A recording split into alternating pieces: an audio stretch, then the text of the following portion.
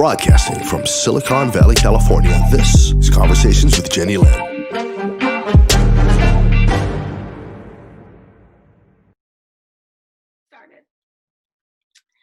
You're watching Conversations with Jennylyn, and as always, I find fascinating people around the world to share with you. And today, I have another one for you, another fascinating person, and we're going to bring you some fascinating information. And hopefully, like me, you'll be smarter after watching this. Today, my guest lives in Germany, Cologne, Germany, and his name is Georgios Matis. And George, I am so grateful that amidst all the craziness in the corona world, that you took the time to spend with me. Welcome to my show. My pleasure. Thanks for having me. Sure. Now, what exactly are you doing in Cologne? So I'm a neurosurgeon. I'm working in the Department of Stereotactic and Functional Neurosurgery in the University Hospital of Cologne here in Germany, under the guidance of Professor Fischer Vadevalle, a world expert in deep brain stimulation. And we're doing operations in the neuromodulation field. I'm not sure that you've heard of it because many patients and sadly many physicians are not aware of this option. Have you heard of it? No, I have not. So I am hoping that when I am through with you today, it's a new topic. I can have a discussion with the appropriate person at some point. Please tell us about it. Okay, to put it really simply, neuromodulation is an alteration of the nerve activity through a stimulus. It could be an electrical stimulation, or it could be a chemical agent, a drug, an opioid or non-opioid. Actually, what we are doing is to insert leads or catheters in the body, in the vicinity of the nerves, and try to modify the activity of these nerves. To give you an example, we can treat patients with chronic pain, failed back surgery syndrome, for example, spasticity, Parkinson's disease, dystonia, epilepsy, genitourinary problems, and many, many more. That's fascinating. I know, that's why I'm doing it. Oh, I'm so thrilled that I got to do this interview because it sounds like it's something new. Well, it's new to me. Unfortunately, it is not new. We are performing, at least here in Germany, these operations since 50 years. This is nothing new. But as I already said, there are many colleagues who haven't heard anything about it. And this is really sad because we could help many, many patients, especially now in this opioid crisis era. Well, let's start. Let's spread the word. I would like to keep it simple. There are many operations or many options that we have, but the two most important ones for me, because I'm working in the pain and spasticity sector, is the spinal cord stimulation and the intrathecal therapy. The spinal cord stimulation is the implantation of one or more leads, electrodes, in the spinal canal, in the vicinity of the spinal cord. There, we give electric current and we stimulate the nerves. This is a trick for the brain. The etiology, why the patients are having pain, is there, but the brain is not taking notice of it. It's a trick, it works, it's wonderful. The second therapy, the intrathecal therapy, is the implantation of a catheter in the spinal canal very deeply, where our cerebrospinal fluid is, we can give there directly many drugs. Of course, we're talking about neurostimulators. Yeah. Imagine a pacemaker for the heart, something similar, and we're talking about medical pumps. Many people are not so willing to have such foreign bodies in their own body, but when they see the pain relief that comes through these products, medical products, they are really satisfied. Not all of them, but I would say at least 80% of them. Are you aware if they are using this form of treatment in the United States? Of course they do. Oh, they are? Of course they do. Since many, many years, but I think in the United States, the colleagues have exactly the same problem. It's not very well known. And please let me take this opportunity now. If somebody is hearing us and has pain or spasticity or other neurological problems, could very easily visit the website of our International Neuromodulation Society at neuromodulation.com, or even visit the official journal of our society, Neuromodulation Technology and the Neural Interface, and can get many information, piece of information about the diseases and the possible therapies. Would you repeat that again slowly so that they know how to find you? I will try to make a tag for it as well, so that it will So be... the link is neuromodulation.com. It's Okay. easy. Neuromodulation.com. Neuromodulation.com. And if somebody visits this website, he has the option to visit our journal as well. Oh, okay. So when you asked me if we could include it in today's discussion, I thought it was brand new. I thought it was a new form of treatment. I didn't realize it's been around for 50 years, because I tried to find some information on it last night and I was not successful. This is strange because the colleagues in the United States, at least, are doing a great job. They are making many webinars. They are organizing many webinars, many congresses. They are speaking to the press. I see every day interviews on internet as well. Yeah. So they are trying to spread the word to increase the awareness about these therapies. Apparently, it's not enough. They have to do more things. And the same is here in Europe. Well, you know, with Let me medicine, tell you, a big problem of this therapy is the cost. It's an expensive therapy, but if we select the patients correctly, and if these implants, these foreign materials stay in the body of the patient for 3 to 5 years, then it is a cost-effective option. So also the insurance companies and the society in general benefits from it. 3 to 5 years is all it lasts? No, 3 to 5. If this therapy stays for 3 to 5 years, then it is cost-effective. Oh, okay. Usually, the patients receive these leads or these catheters, and they have this lifelong for the rest of their lives. That's wonderful. This is a marriage. And yes, and so all of the cases that you're aware of have been successful, or have you had some failures? No, I cannot say that. I already told you about 80% of the patients profit from these therapies. Okay. There is also a 20% who is not satisfied. This is why we're doing these trials. We are testing. We plant only the leads or only the intrathecal catheter, and we are testing. If the patient is satisfied, if a pain relief is there, only then we go ahead and we plant the neurostimulator or the pump. Got it. For some reason, I missed that earlier when you told. No, it is really important to clarify it. Yes, no, because if there's someone out there that could benefit from this, that is watching this show, I hope that they can find a practicing physician who can help them with this, but most importantly, that they could afford it. This is the goal, and now it's a good time with this corona crisis. We have lots of time.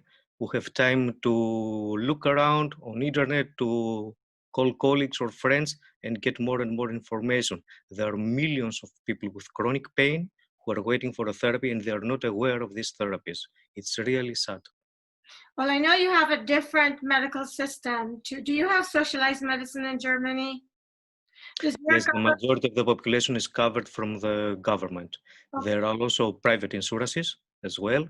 And in the next years, the percentage is going to be much greater with the private insurances, but the majority of the population is secured, socially secured through the government. Okay, and would the government cover a procedure like that in Germany? Till now, the government or the insurance companies are paying for these operations as long as we can prove that the indications are correct. Aha, I understand. This is the reason why we are writing articles. We have guidelines, we have algorithms. If we follow, if we stick to these algorithms and these guidelines, then we have no problem. The patients benefit from these therapies, and the whole society as well. And it doesn't matter how old you are. You can. No, it doesn't matter how old you are, but the sooner the better, because the pain can be saved, I put it simply, in our brain after some years, and then it is really difficult to erase this pain. We have examples of patients after 20 years that are getting a pain relief, but I would not suggest it. Okay. So the sooner, the better. And what would be the perfect candidate for this procedure? What type of patient? The perfect candidate is a person with back pain or leg pain after an operation in the spine. This is the so-called failed back surgery syndrome. This is the best indication. We have written many articles about it. A second group are patients with complex regional pain syndrome, CRPS. This is a really bad condition. The people have really strong pain, and spinal cord stimulation or DRG. This is another option. I don't want to say more things, it would become complicated, but this dorsal root ganglion stimulation as well could be another option to provide a very good pain relief. There are also other indications, for example, the peripheral arterial occlusive disease, when our vessels are too narrow and not enough blood is coming through these vessels, or patients with angina pectoris, so pain in the chest, and they tried drugs, they tried stents, they tried bypasses, and after all these things, they still have pain. Then we could help. Okay. But Great. it should become clear this neuromodulation is not a one-man show. It is only one of the options in the pain management. The patient should always try with tablets, with medicaments, with plasters, maybe, should try with physiotherapy, with all these things. And when these things do not provide adequate pain relief, then the next step could be neuromodulation. Not very early, but also not very late. Why wait? Why not go ahead and treat them with that therapy to be better? You should become a doctor. But the reason is simple. There are patients who can profit can benefit from the physical therapy, for example, and the combination with simple drugs. Okay. And they're fine. They don't need any more. Why should we plant something in their body if they're okay only with physiotherapy? Okay. But the majority of the patients who are seeing in the outpatient department are not these patients, are patients who have been years long around. They have tried all possible drugs, they have tried all physiotherapies, cognitive therapy, psychotherapy, and different other therapies, and they still have pain. This is our target group. You're the last case resort. Exactly. But I understand. Then we must succeed. Right. I understand though, because most people wouldn't want something implanted in their bodies unnecessarily. I wouldn't neither, but I've seen the results, the outcomes. And now, as a physician and as a patient, I'm convinced that this therapy can really help. It's not about implant something or wanting to sell something to someone. We are really aware of the cost of this therapy. We are really aware of the possible contraindications or the possible problems after this therapy. Mm-hmm. It's an operation, it's a surgery, but the benefits are really good and justified the very small risk. That's great. I'm very happy. It's a minimally invasive procedure. Right, because I know of young people who've given up on life because they have chronic back pain issues and they tried everything and it hasn't worked. So hopefully in the United States, they will make it affordable so that some people can get treatment who are chronic patients sitting around giving up at a young age. And avoid taking on the long term opioids. Oh, you know, we have a crisis here in the US with that. I would imagine it's true in most countries. And then we have not only the physical problems, the back pain, for example, but we have psychological problems and social problems as well. And when all these factors come together, then it's really difficult to treat the pain, because pain is something subjective. We cannot prove it, we cannot measure it, and it is very difficult. It's really affected by psychological factors, and these psychological factors improve the outcome as well.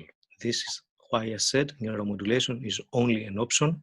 We are team players. We are playing with our psychologists as well, with our physiotherapists, with our anesthesiologists, who are here in Germany at least the right person for the drugs. So we are putting the leads. The anesthesiologists are doing the pain management with drugs. It's a teamwork. That's wonderful. Are you in private practice? No, I'm working only in this university hospital, but it's enough. The number of patients is good.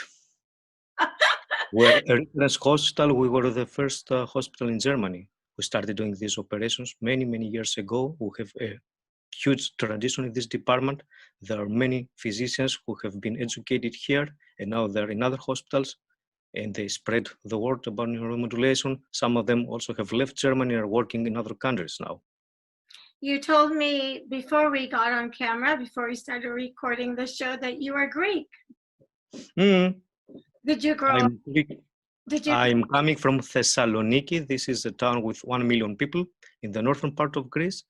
I completed my residency in neurosurgery there. But then I started moving around. In 2012, I was in the United States. I was in New York, in Weill Cornell Medical Center. There we have a very good skull-based lab under the direction of Professor Stig and Dr. Bernardo.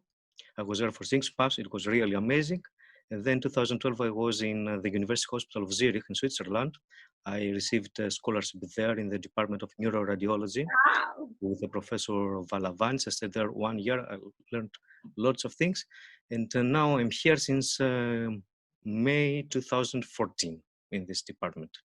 And I'm very proud of being here. And I'm so proud of all of your accomplishments. Congratulations. Thank you. Very impressive resume. So, is that your favorite place to work? Yes, I really enjoyed it. I'm really lucky. You know, it's not always easy to have a job and at the same time like this job. You're so lucky. I'm privileged to have such a work. So yes. When I wake up in the morning, I'm not saying, oh, yes, I must go to the work. No, I enjoy coming here. That's what we all want. We want to wake up and go, I can't wait to go to work because I get to do what I love. I love doing this, so I understand how you feel about your job. I think it's passion. Yes, it's so important to love what you do every day because you spend most of your day, most of your waking hours doing that. So thank you to you for all the people and all the ways you help people's lives. So how is Corona affecting your field of work, if at all? It is really affected because the majority of our operations are elective operations. So we are obliged to have to keep our beds open, free for these Corona patients. At this point, I must say that the situation in Germany is not that bad. It's not so good, but also it's not that bad. In comparison to other countries, we are really good. So Germany has a population, just to give you some numbers, of 80 something more million. Right. We have till yesterday 100,000 confirmed cases of coronavirus. We had till yesterday 1,600 deaths. Wow. 70% of these deaths were people over 70 years of age. Okay. But we have also 33,000 people who are okay after the infection with corona. So they are cured, let's say. But what is really important is that the majority of the patients who are confirmed cases are young people, between 15 and 59 years old. Wow. This is 70% of the cases. Very different from what's being reported in other countries, because they're claiming that most of their fatalities and infected patients are usually older people. Why do Exactly. you The think? fatality means who is dying. In Right, Germany as well, the majority of deaths are in this age group, over 70 years of age. But the people who are infected are also, the majority of them are younger people. why? This is why we're telling the people they should stay at home. It doesn't matter if you're young, if you're healthy, you could get corona. You should be careful. I think a lot of young people think they're invincible, and that because they're not older, that they can't get it. This is the definition of youth, thinking of being invincible, but they are actually not.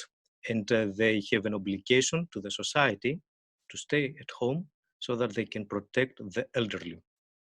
Yes, It's true that the younger ones would probably maybe not understand they have corona. It could be very mild. The symptoms could be really mild. But the real problem is that these young people could spread the virus, could transmit the virus to the older ones who have heart problems, renal problems, lung problems, and they have not this luxury. If they get admitted, they would probably to a hospital, they would probably end up in an ICU. And this is the reason why we keep our beds free. And this is a great advantage of Germany, who have many intensive care unit beds. got it. So, do you know if the people in Germany were given the BCG shot at any time? Or they have? Is that compulsory that you get that? So I grew up in South America and I was given the BCG shot. You're lucky. And what I have noticed is that the people where I grew up, in most of the Caribbean, where you are given the BCG shot as a child, they haven't got as many infections and as many deaths. I I think I asked saw today an article saying something like that. I must find it. That yes, people who have this BCG are more protected. right. So yesterday, I interviewed a doctor from the Netherlands and Belgium, and I brought this up with him, and he said, there's a lot of talk about it, but they haven't had studies to prove it. Do you believe that it's playing a part in people's immune systems if they were given the BCG shot? Are you buying into that idea? It could be, but I'm a scientist. I need data. Without data, without articles, without publications, without a very good statistical work, we cannot say anything. It could be so. I'm coming from Greece. The cases there are much lower than here. And in Greece, everybody gets this vaccine. Yes. So it could be true. Yes, in the United States, they weren't given that because I always test positive whenever they test for malaria because I have that shot. And it's always been something I've been angry, like, why did I get the shot? But now I'm happy I have it just in case it turns out to be true that it's helping the immune system. I think it is good, but we have to search much more. So There are many factors that are playing a role. We should find most of them, if not all of them. right. Do you believe that we won't have a vaccine for this virus until next year? I think it's a matter of time. We will get a vaccine. The problem is the mutations. As with the influenza vaccine, you cannot be completely secure. There are always mutations, and you are not always 100% protected. I'm glad you were bringing this subject up because I'm someone who's never had a flu shot. I just refuse to take them because I try to maintain a really healthy lifestyle, eat well, and all this. But the reason I haven't wanted to take it is because they guess the mutation of a virus when they make a vaccine. Am I correct? Yes, it is correct, but the chances that you get protected from a virus are much more than not being protected. This is why we're doing it. We suggest that all people should do it. Yes. So this care providers mainly. So this vaccine is sort of, this virus is sort of elusive. So what you're saying is you will have a vaccine, but by the time that vaccine is available, the virus may have mutated into another virus. It has already mutated. We know that there are mutations of the virus, but I'm actually much more worried about the financial consequences of this virus rather than the consequences in our health. I think it's not such a huge problem as we see it on the media. It is a difficult situation. The victims are much more, the dead people are much more than from influenza virus every year, but it is not that bad if we are all careful. It seems like it's going to be around for a long time, keeping us on our toes. I think so, and here in Germany, of course, all the restaurants are closed, the schools as well.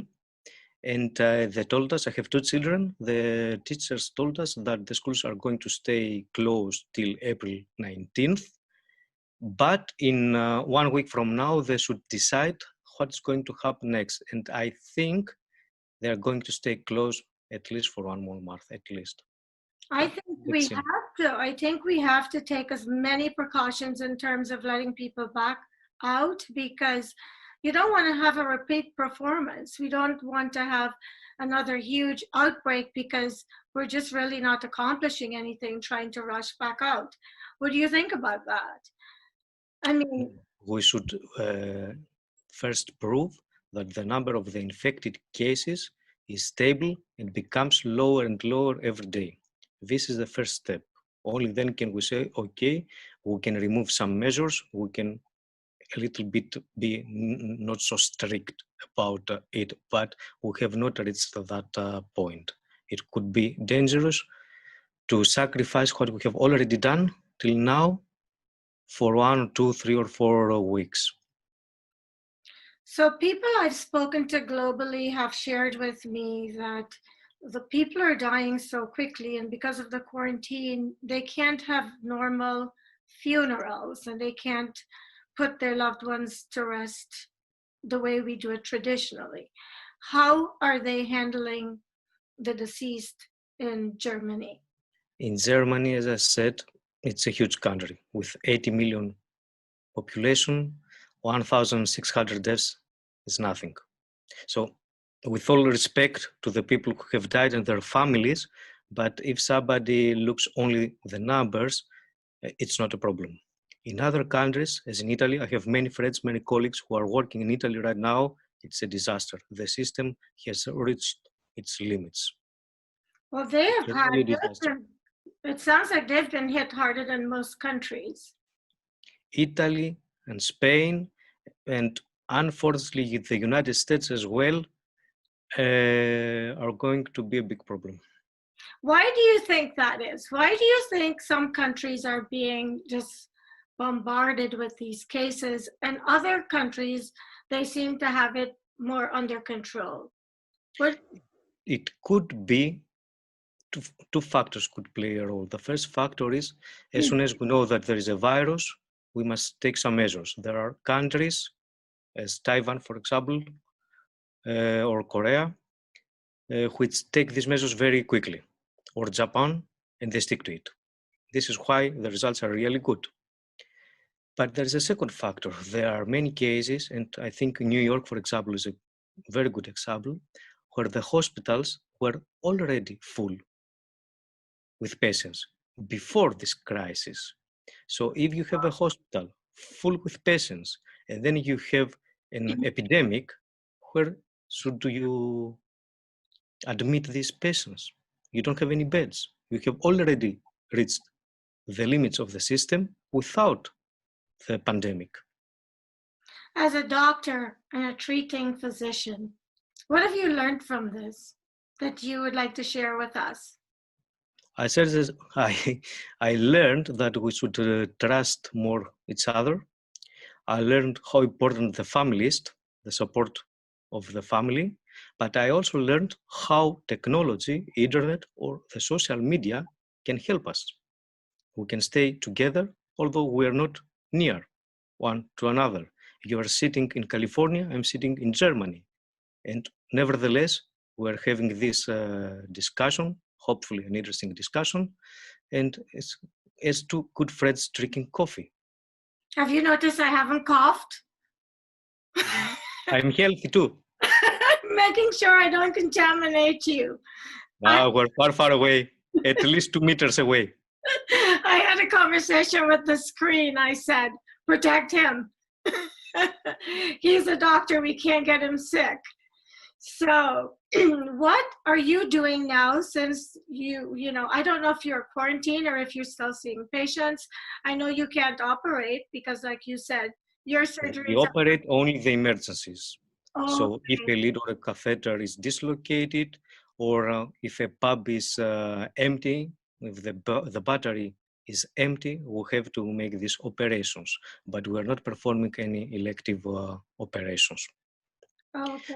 This is a good time. The hospital is trying to protect us. This is why we are trying 1 week to stay at work and we have also many bureaucratic things to do for the insurance companies, many letters to write, but we try to do it in a row, changing. 1 week we stay at home, 1 week we go to work, trying to minimize the possibility that we get also the virus.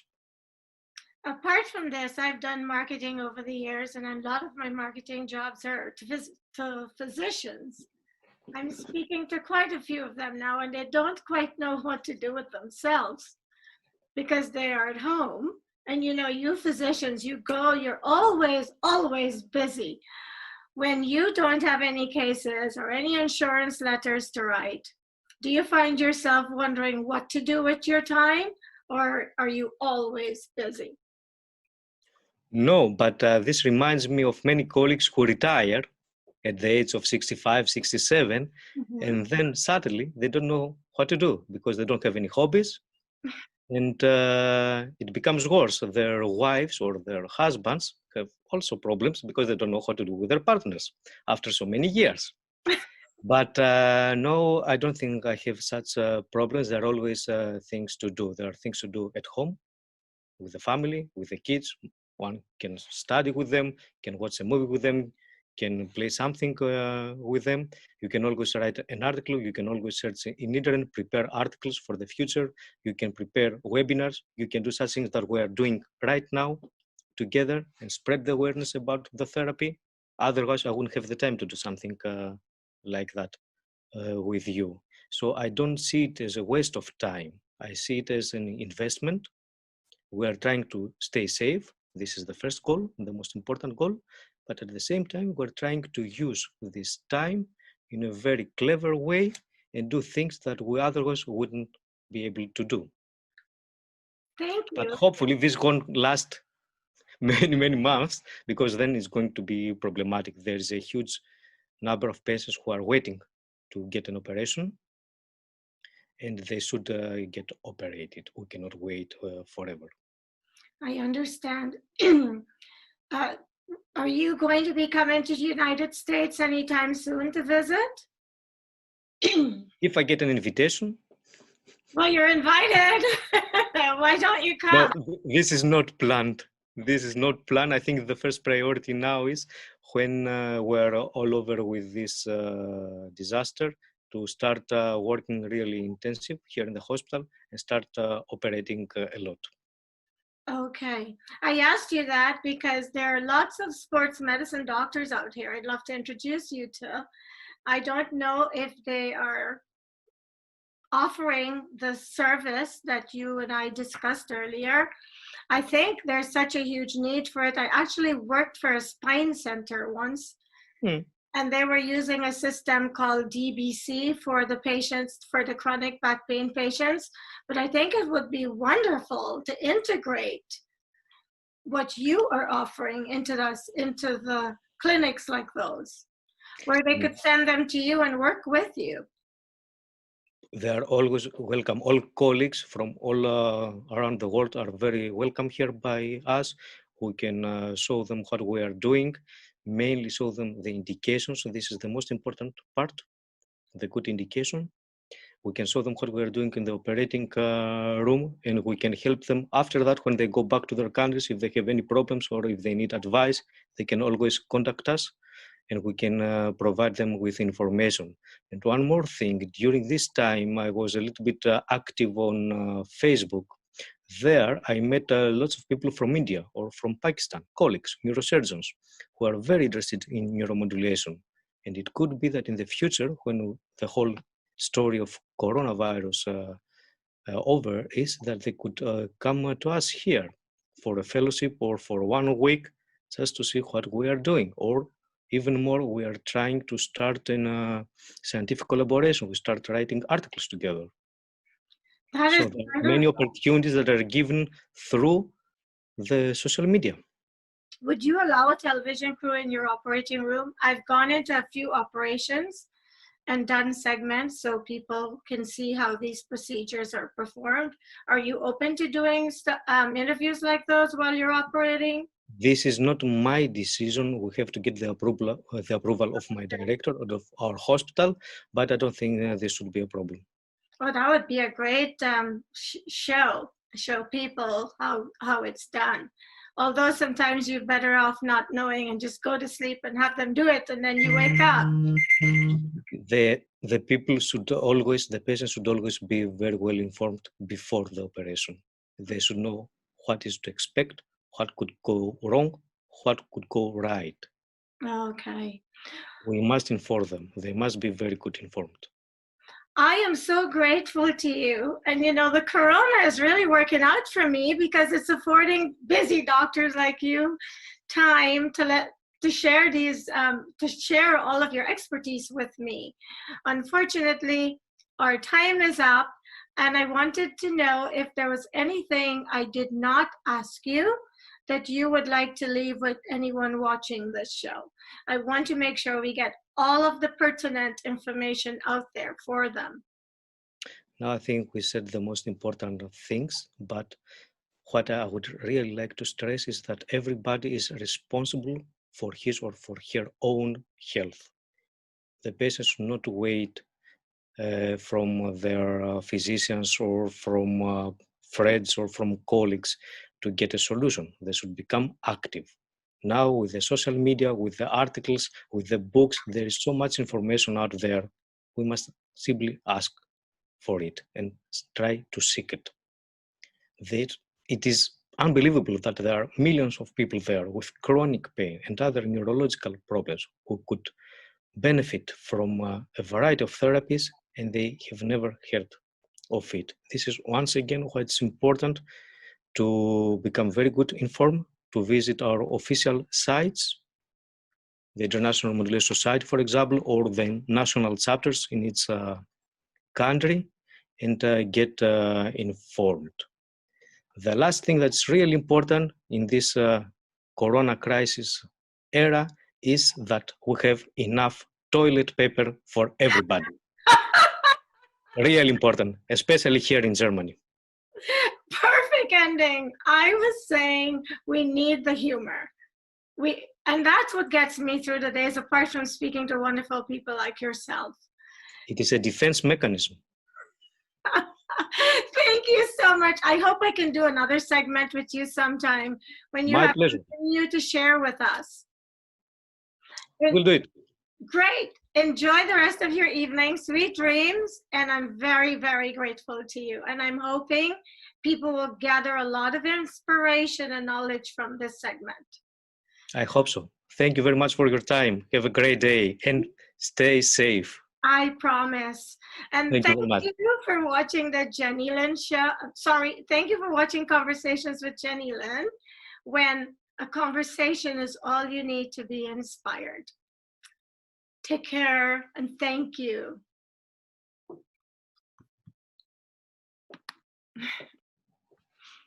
Thank you very much.